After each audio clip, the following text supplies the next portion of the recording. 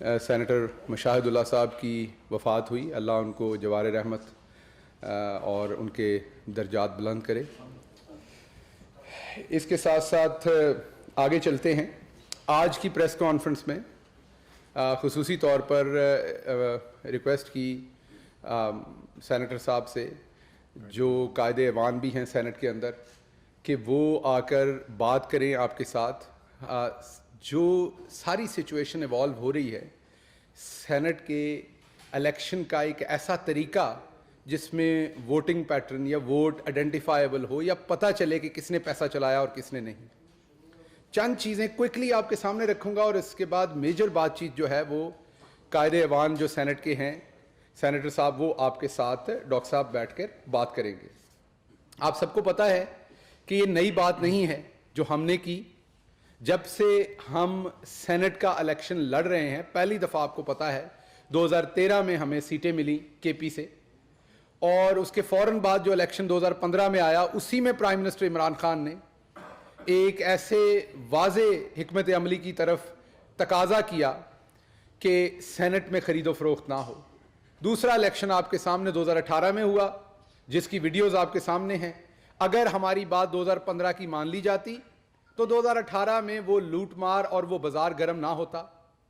اور اس ویڈیو کے اوپر اب طرح طرح کی میں یہی کہوں گا کہ جنہوں نے شرمندہ نہیں ہونا وہ اس کے کئی اس کی دلیلیں نکالتے ہیں.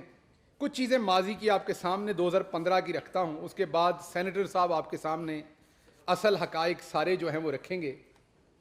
اگر آپ 2015 کی سٹیٹمنٹس دیکھیں تو یہ نواز شریف صاحب کی سٹیٹمنٹس ہیں, جیو ٹی وی نے ایئر کی ہوئی ہیں. اس میں نواز شریف صاحب کہہ رہے ہیں کہ عمران خان سمیت سب آگے بڑھ کر قومی فریضے کو سر انجام دیں. تقدس مجروح کرنے والے عناصر کو کسی ادارے کا حصہ نہیں ہونا چاہیے. شو آف ہینڈ کے متبادل ووٹنگ طریقہ کار کا فارمولہ بھی پیش. پارٹی امیدوار کے سوا کسی کو ووٹ ڈالا تو ووٹر کی رکنیت معطل ہو جائے گی. یہ آپ کے سامنے ٹیلی ویژنز کی سکرین کے اوپر اس وقت یہ سب کچھ چلایا گیا. اگلی اگر آپ نیوز دیکھیں تو بیلٹ پیپرز کو خفیہ نہیں رکھا جائے گا, ووٹر کا نام درج ہوگا. آج جو تعویلیں دے رہے ہیں یہ ان کے اپنے منہ سے باتیں نکلی ہوئی ہیں. شو آف ہینڈ کے ذریعے ووٹنگ کرانے کا جائزہ, پی ٹی آئی بھی نئی ترمیم کے حق میں ووٹ دے گی. یہ آج ہی جن کے پیپر ریجیکٹ ہوئے ہیں پرویز رشید صاحب, وہ فرما رہے ہیں کہ اس معاملے پہ پی ٹی آئی بھی ان کے ساتھ ووٹ دے گی, اور ہم نے بالکل کہا تھا ہم ووٹ دیں گے اگر یہ لوگ آتے تو. وفاقی وزراء ہارس ٹریڈنگ سے پاک الیکشن کے انعقاد کو یقینی بنائیں, یہ نواز شریف صاحب کہہ رہے ہیں. وزیر اعظم, اس وقت کے وزیر اعظم جو نواز شریف تھے, انہوں نے 2 کمیٹیاں بنا دیں. یہ ایک خبر ہے دنیا نیوز کی. ایک کمیٹی میں پرویز رشید, سعد رفیق, انوش رحمان ہیں, اور دوسری کمیٹی میں احسن اقبال, محتاب عباسی اور بیرسٹر ظفر اللہ شامل ہیں. اسی چیز کا جائزہ لینے کے لیے یہ بات ایسے کہتے ہیں کہ اچانک آ گیا بل, اچانک سے آ گیا, جیسے وہ کیپٹن صفدر اچانک سے بول پڑتے ہیں نا کوئی بھی فضول بات. آج انہوں نے ایک گھٹیا بات کر دی ادھر گجرانوالہ میں. ہمارے معزز رکن پارلیمنٹ انصاری برادران ہیں, انہیں کمی کہہ دیا. اس چول نو یہ نہیں پتا, آئی ایم سوری میں یہ ورڈ یوز کر رہا ہوں, لیکن اس چول نو یہ نہیں پتا کہ جنہوں نے ایک کمی کہندا ہے, اگر وہ کپڑا نہ بنان تو ننگا پھریں. آج یہ انصاری برادران ہیں جو کپڑا بناتے ہیں, جن کو یہ کمی کہہ رہا ہے پنجاب میں, جنہوں اسی پنجابی جلاحہ کہنے ہیں, وہ ساڈے بھرا نے, ساڈے برابر دے مسلمان بھی نے تو پاکستانی بھی نے. اس بشرم آدمی نے ننگا پھرنا ہے اگر وہ کپڑا نہ بنانتے. سو ایسی گھٹیا سٹیٹمنٹس ان کو نہیں دینی چاہیے. یہ وہ فرونیت ہے, یہ ان کے دماغ کا وہ فطور ہے جو نواز شریف سائیکالوجی کے تھرو ان کے دماغ میں آتا ہے. یہ وہ سلطنت اور مغلیہ بادشاہ اپنے آپ کو سمجھتے ہیں کہ انہوں نے آج وہاں پر معزز پارلیمنٹ کے ممبر کو کمی کہا, تو ان کو شرم آنی چاہیے. اب ہم واپس آتے ہیں سینٹ کی بات کی طرف. نواز شریف صاحب فرماتے ہیں, یہ ہم نہیں کہہ رہے, یہ نواز شریف فرما رہے ہیں, 1995 سے سینٹ میں ہارس ٹریڈنگ روکنے کا کام کر رہے ہیں. حالانکہ انہوں نے پہلا کام کیتا سی انہوں نے, جو انہوں نے وہاں پر چھانگا مانگا میں بازار لگایا تھا, اگر آپ کو یاد ہو.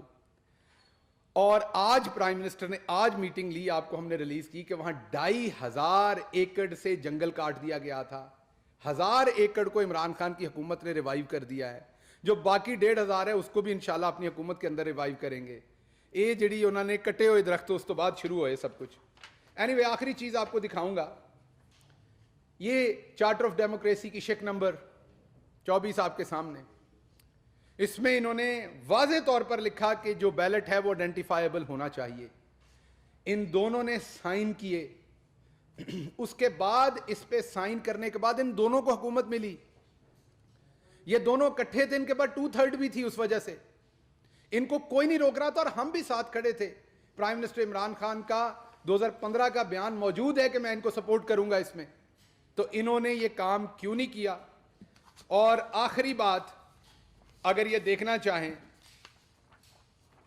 ये सुप्रीम कोर्ट ने भी अभी यही कहा कि बेनज़ीर भी हामी थी, मिसाक जमहूरियत में भी ये जिक्र था, और बाकी बातें इनके जितने भी मेन लोग हैं वो क्या बातें करते रहे, सेनेट में क्या होता रहा, क्या ये सब कुछ अचानक हो गया, क्या ये सब कुछ रातों रात आ गया कि एक बिल आ गया, या इसके ऊपर पिछली बहुत लंबी पूरे पाकिस्तान का मुतालबा था और प्राइम मिनिस्टर इमरान खान ने तो हमेशा मुतालबा किया।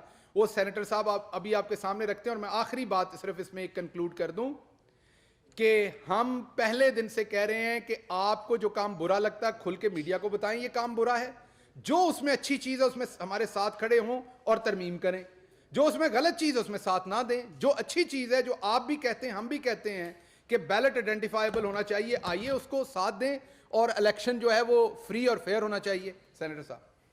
बिस्मिल्लाहिर्रहमानिर्रहीम। सबसे पहले तो आज सेनेटर मुशाहिदुल्लाह खान की रहलत पर इज़हार तहनीत करते हैं, उनकी फैमिली के साथ, उनके कोलीग्स के साथ। ये बड़ा अहम इशू है सेनेट के इलेक्शन का। जब भी सेनेट का इलेक्शन होता है तो एक शोर व गोगा मच जाता है कि ख़रीद और फरोख्त शुरू होगी, मंडियाँ लग रही हैं, बोलियाँ लग रही हैं, और ये आज नहीं, ये कई दहाइयों से ये सिलसिला जारी है। कई चीज़ों की तरफ शहबाज गिल साहब ने तवज्जो आपकी मबदूल फरमाई। मैं सिर्फ अपनी बात को 2 चीज़ों पर रखना चाहूँगा।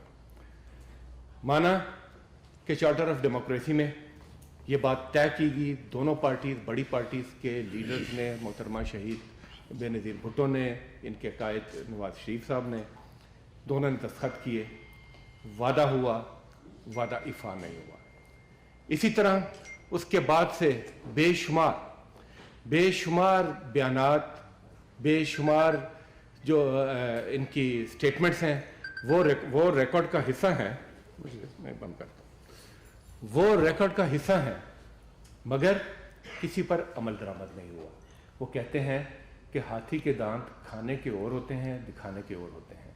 तो ये तफरीक अब बड़ी वाज़ेह हो गई है कि इनके खाने के दांत और हैं और दिखाने के दांत और हैं। ये सिलसिला चलता रहा। जब भी अब सवाल ही पैदा होता है कि जब आप चार्टर ऑफ डेमोक्रेसी में भी एक वादा कर लेते हैं और उस वादे के बाद आप एक बड़ी तरमीम, 18वीं आईनी तरमीम करते हैं, जिसमें आइन ऊपर से नीचे हो जाता है, हर किस्म की चीज़ आपने उसमें डाल दी, तो ये वादा आपने इफा क्यों नहीं किया? यकीनन इसके पीछे लॉजिक होगा, और वो यही समझ आता है कि हाथी के दांत खाने के ओर, दिखाने के ओर। इसी तरह तमाम तर वादों के बावजूद, इतना अरसा हुक्मरानी करने के बावजूद, असम्बलियों में अक्सरियत के बावजूद आपने लेजिस्लेशन क्यों नहीं लेकर आए? उससे भी साबित होता है आपकी नीयत ठीक नहीं थी। सबसे अहम बात जो मैं करना चाह रहा हूँ वो है खुद सेनेट का ऐवान क्या कहता है। देखें, आज जब ये केस सुप्रीम कोर्ट में गया तो सुप्रीम कोर्ट में पंजाब और केपी दोनों सूबों ने भी, खुद speaker national assembly, chairman senate, तमाम ने ओपन वोटिंग के हक में अपना मौक़िफ़ दिया। 2015 में जब इलेक्शन हुआ, वो पहला इलेक्शन था कि जिसमें पीटीआई ने केपी से कॉन्टेस्ट किया था, क्योंकि एक ही सूबे में हमारे पास सीटें थी। उस इलेक्शन के बाद भी बड़ी पार्टियों की जो पुराना तरीकाकार रहा, उसी के हिसाब से एक शोर उठा कि यहाँ पर खरीद और फरोख्त हुई, और पाकिस्तान तहरीक इंसाफ ने तो इतना बड़ा कदम उठाया। उसके बाद आपको याद होगा कि जब हमारी हुकूमत बिल्कुल थोड़े से मेंबर्स पर कायम थी, उस वक्त भी इमरान खान ने सिर्फ असूल की बुनियाद पर अपने 20 MPs को फारग किया, जो आज तक किसी پولیٹیکل پارٹی نے یہ ہمت نہیں کی. 2015 کے الیکشن کے بعد چیئرمین سینٹ رضا ربانی صاحب تھے, جو اب سپریم کورٹ میں بھی آج کل پیش ہو رہے ہیں. Leader of the house Raja Zafar الحق صاحب تھے, پی ایم ایل این سے ان کا تعلق ہے. اور leader of opposition Chaudhry Aitzaz Ahsan sahib تھے, پیپلز پارٹی سے. سب ان بڑی پارٹیوں کے بڑے نام ہیں.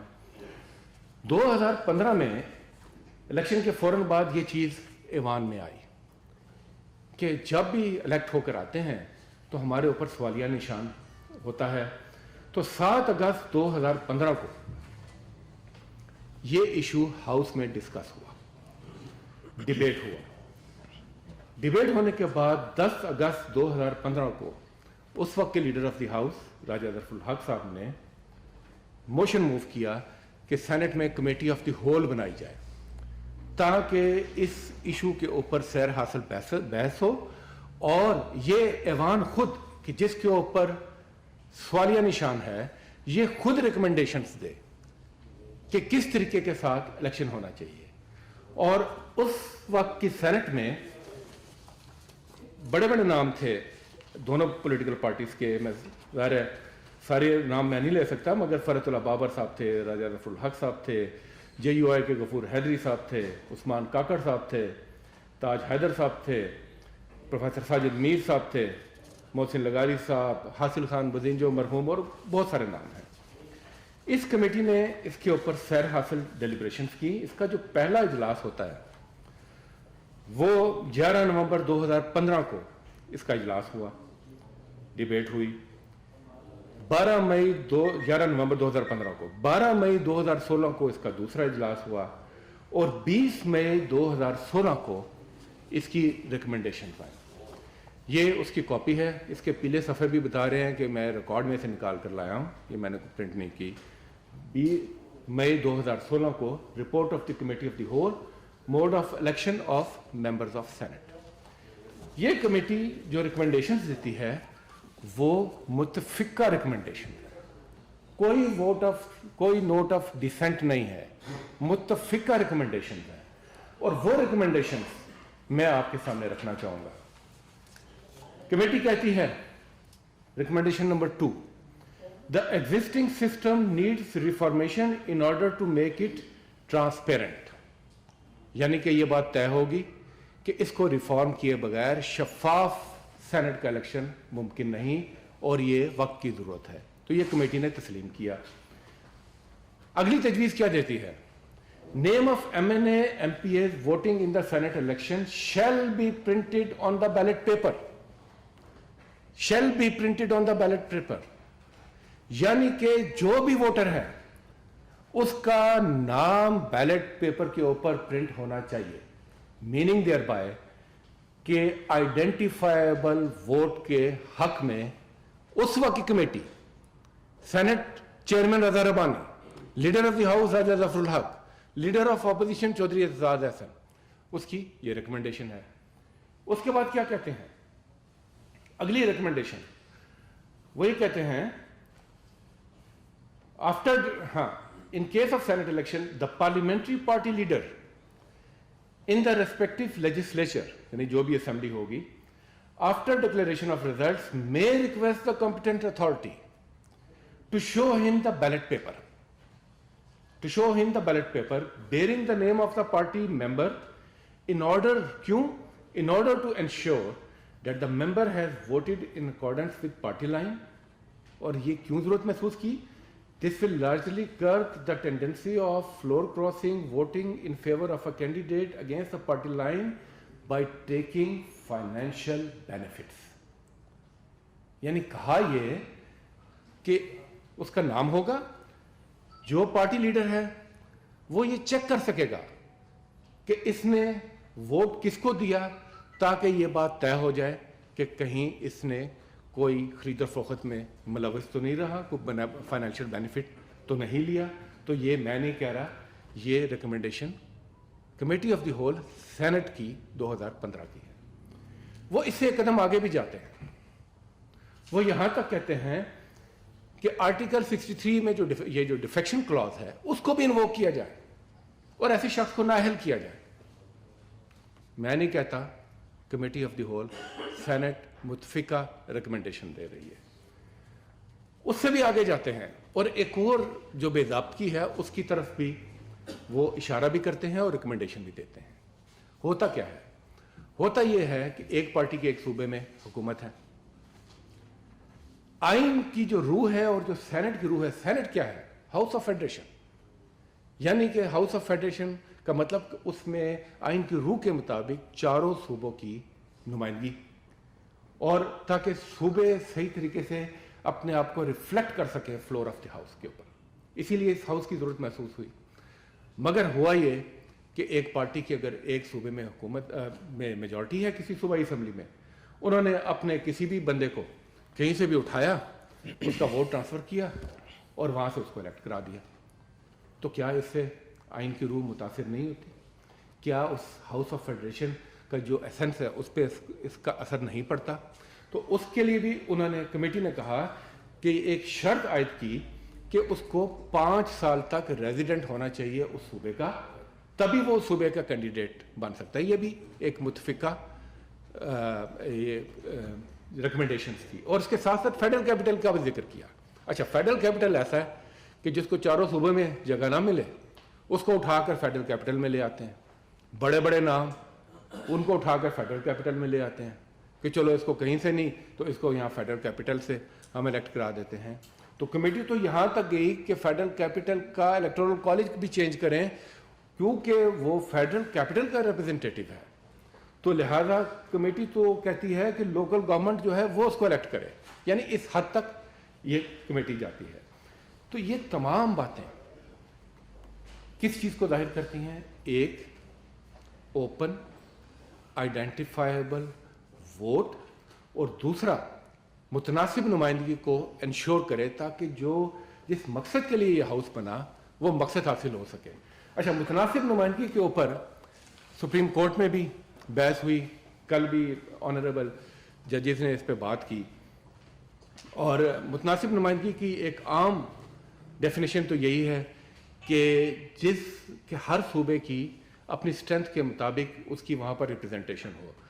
مگر اس کے ساتھ اس میں ایک بڑا امپورٹنٹ نقطہ بھی ہے جس کی طرف میں آپ کی توجہ دلانا چاہوں گا.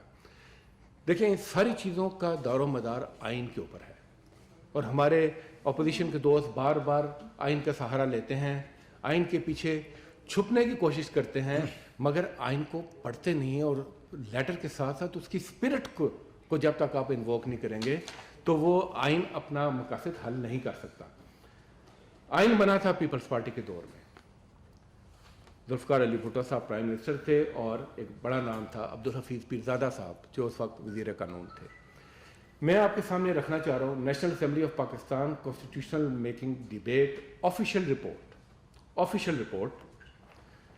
تاریخ ہے 31 دسمبر 1972، صفحہ نمبر ہے 11، جس میں اس وقت کے پیپلز پارٹی کے حفیظ پیرزادہ صاحب کیا کہتے ہیں. وہ کہتے ہیں، ساری بات کرنے کے بعد وہ کہتے ہیں therefore Senate has to be elected by the provincial assembly and by a single transferable vote. آگے کیا کہتے ہیں؟ This is also in accordance with the constitutional agreement which was arrived at that کیا there must be representation of the parties in the Senate in the same proportion as they are represented in the provincial assembly. یعنی کہ اس کے ساتھ ساتھ متناسب نمائندگی کی روح یہ ہے کہ جس تناسب سے پولیٹیکل پارٹیز صوبوں میں ان کی نمائندگی ہے، اسی تناسب سے ان کی ریفلیکشن ہو سینٹ کے عوام میں بھی. اب جب آپ خرید و فروخت کرتے ہیں تو چھوٹی پارٹیز تو کرش ہو جاتی ہیں، ان کو تو آپ ایک خرید و فروخت کا مال سمجھتے ہیں. تو کہاں گئی آئین کی روح؟ کہاں گئی ہاؤس آف فیڈریشن؟ تو اب آخر میں اپنی بات سمیٹتے ہوئے سوال یہ پیدا ہوتا ہے کہ جب یہ تمام چیزیں ریکارڈز کا حصہ ہیں، آپ کی سٹیٹمنٹس موجود ہیں، آپ کی کمٹمنٹس موجود ہیں، تو آج کیا چیز ہے جس کی وجہ سے آپ ان تمام اپنی کہی ہوئی چیزوں سے پیچھے ہٹ رہے ہیں، عوام سے کیے ہوئے وعدوں سے پیچھے ہٹ رہے ہیں؟ تو بات یہیں ختم آتی ہے، بات یہی سمجھ آتی ہے کہ وہی بات ہے کہ کھانے کے دانت اور ہیں، دکھانے کے دانت اور سیاست میں جو آپ نے پچھلے کئی دہائیوں سے جو پیسے کا کلچر، جو پیسے کے کلچر کو سیاست میں آپ نے پرو دیا ہے، یہ اسی کا شاخسانہ ہے. آپ اس سے باہر نہیں آ سکتے. آپ ٹھیک کہتے ہیں، جو کھاتا ہے تو لگاتا بھی ہے. جب آپ حکومت میں ہوتے ہیں تو آپ کے کمانے کے دن ہوتے ہیں، جب آپ الیکشنز میں آتے ہیں تو آپ کے لگانے کے دن ہوتے ہیں. اب یہ روایت ختم ہونی چاہیے، اور پاکستان اور اس ملک کا جمہوری نظام تبھی آگے بڑھ سکتا ہے کہ جب ان ایوانوں میں کیے گئے فیصلے، ان ایوانوں میں کیے گئی ریکمنڈیشن، ان کو نافذ کیا جائے. بہت شکریہ. مقبول صاحب اگلا آپ کر لیں، اگلا آپ کر لیں. اس کے بعد مقبول نے کیا ہوا تو انہیں مائک دیا ہوا ہے. شہباز صاحب، جہانگیر ترین صاحب کافی سیاست سے آؤٹ ہیں، پارٹی سے بھی لیکن یہ کہا جا رہا ہے، خبریں یہ آ رہی ہیں کہ جوڑ توڑ کر رہے ہیں، ملاقاتیں کر رہے ہیں، دوبارہ سے وہ سیاست کے اندر رکھے ہیں الیکشنز کے حوالے سے. تو اس سے کیا مراد ہے، کیا سمجھا جائے؟ کس طریقے سے اپنے انڈیویجولی کچھ کر رہے ہیں یا؟ دیکھیے، یہ ان کا آئینی حق ہے، اور وہ پاکستان تحریک انصاف میں بھی بہت ہی ان کا ایکٹیو رول رہا ہے، اور سیاست میں بھی. تو اپنا ایک آئینی حق استعمال کر رہے ہیں. یہ سوال تو آپ کو ان سے پوچھنا پڑنا ہے. میں اس سوال کا تو آپ کو یہی جواب دے سکتا ہوں کہ اپنا ایک آئینی حق استعمال کر رہے ہیں.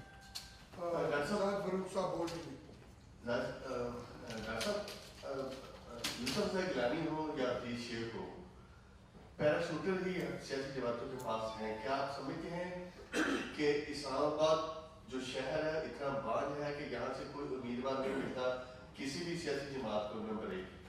نمبر 2، اتنی اچھی قانون سازی، اتنی اچھی باتیں آپ کرتے ہیں کہ جب الیکشن قریب آ جاتا ہے پھر کیوں ایسا ہوتا ہے کہ بھوئے جان کے دنوں خریدے کا؟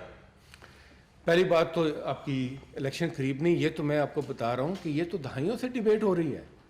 اور جس کانسٹیٹیوشنل امینڈمنٹ کی آپ بات کر رہے ہیں، 5 سال سے وہ آپ کے ادھر اسٹینڈنگ کمیٹی میں پڑی رہی ہے. ایک دن تو اس کو ہاؤس میں آنا، اور ہاؤس میں آنے کے بعد آپ جو ایک تماشا دنیا کو دکھاتے ہیں، بجائے اس پہ بحث کرنے کے آپ سیٹیاں بجاتے ہیں. تو اس کی آپ کی سیریسنس یہیں سے پتہ چل جاتی ہے.